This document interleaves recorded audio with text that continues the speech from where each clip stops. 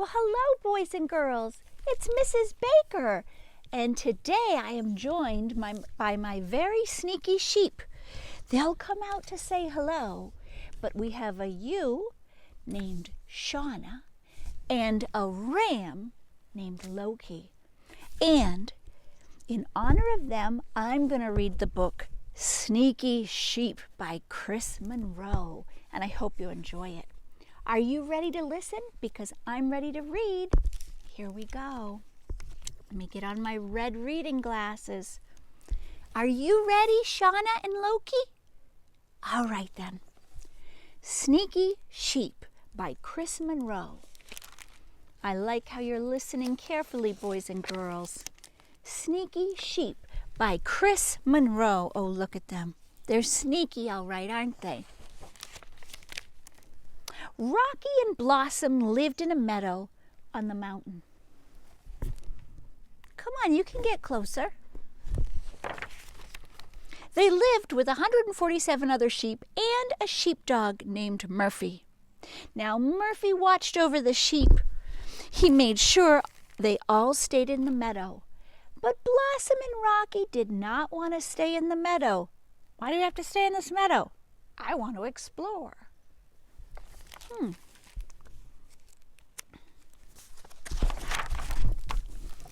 Here's the mountain, boys and girls. Up above them, high on the mountainside, was another meadow, and the grass looked plush and green. You could see there was probably a lot of clover over there. And here you can see the snowy peak, the high meadow, the forest, the hills, and the river. And look down here. There's Rocky and Blossom. Well, Rocky and Blossom constantly asked Murphy if they could go up the mountain and to the high meadow. You know, that meadow up there sure looks sweet. Can we go up there, Murphy? All the sheep need to stay in this meadow, especially you two. You hear that? Murphy would just shake his head. See, Murphy knew a few things about Rocky and Blossom. They had been known to make some bad decisions over the years. Boys and girls, this is a very funny book because you can see here they are laying on a railroad track. They are juggling fire. They are playing poker. And they have tied themselves up to some balloons. Very, very sneaky sheep. Murphy also understood that there were dangers on the mountain. It wasn't a good place for two sheep all by themselves. There were rocky cliffs and avalanches, raging rivers and waterfalls, tourists and knitters, dark woods, poison ivy, and, of course, the wolf. But Blossom and Rocky could not stop thinking about the other meadow. You know, we could just sneak off while Murphy's not looking. Yeah, let's do it. So they waited, and they waited, and they waited. And one day, when Murphy went to get a drink of water from the stream, zoom, off they went. Uh-oh. And they ran, and they ran, and they ran, and then finally they said, let's hide behind that rock, said Blossom. Sneaky, sneaky you are. But Murphy was behind the rock. You need to stay in the meadow, said Murphy, and he took them home. Didn't work this time, ladies and gentlemen. But Rocky and Blossom still couldn't stop thinking about that high meadow. Murphy doesn't want to let us have any fun. He's mean. They began to sneak away every single day. Black flies are out, boys and girls. They were incredibly sneaky. Very, very sneaky. But Murphy was incredibly good at finding them. Murphy. You guys come back out here.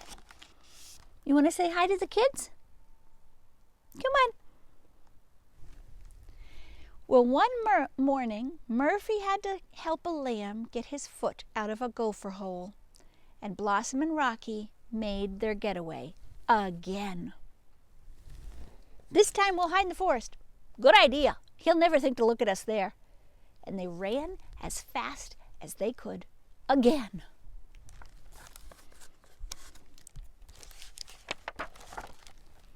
The forest was dark and overgrown.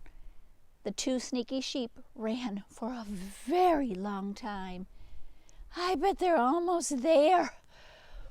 Ooh, let's rest a while. Oh, sounds good to me. And after a while, they stopped by a huge pine tree. Do you see them? They're taking a break. They walked around its large trunk and ran into the wolf. Rocky and Blossom were extremely startled, to say the least. And Blossom and Rocky backed away slowly. Well, we're just heading back to the meadow, so, just don't disturb, yo. Yeah, the meadow. Yeah, we got to get back. Yes, we got to go. So, see you later, wolf. And then they turned quickly to run. Don't hurry off. You just got here. But the wolf was behind them. The sheep realized they were on the edge of a very steep cliff. Whew. This book has a lot of action in it, doesn't it? They were in big trouble again. Well, it turns out old Murphy may have been right after all. It certainly seems that way. Oh, Rocky. Got any ideas? Well, we could try flying again. And the wolf took a step towards them, and they had nowhere to run. Oh, sheepy, come here. Can you see the sheepy? Suddenly, Murphy came out of nowhere and knocked the wolf down the craggy embankment. Run, he barked, and Rocky and Blossom did just that. They ran and they ran as fast as they could back to their meadow, Murphy following closely behind. The wolf was gone. Oh, he's gone. And once again, Murphy told them, you need to stay in the meadow. And that is exactly what they did. That meadow sure looks nice for a while. Oh, what do you think, boys and girls? Do you think they're going to try to do that again? It kind of sounds like that, doesn't it? Well, I think the sheep are a little bit nervous by how I'm reading. Let's see if we can get them to come out again. Come on, sheep. There you are. Can you say hi to the boys and girls? They're at home watching us. Can you see them? Come closer. Come see the sheep. Aren't they cute? We just had them sheared, so they're all ready for springtime. Are you ready for springtime? Because I am. Well, boys and girls, I hope you've enjoyed this visit with Shana and Lokie and Mrs. Baker and the reading of The Sneaky Sheep. Now, if you like sheep, we have more books to come, so tune in every day. Have your parents or caregivers subscribe to my YouTube channel, and you can get a notice of every single video I publish every single day.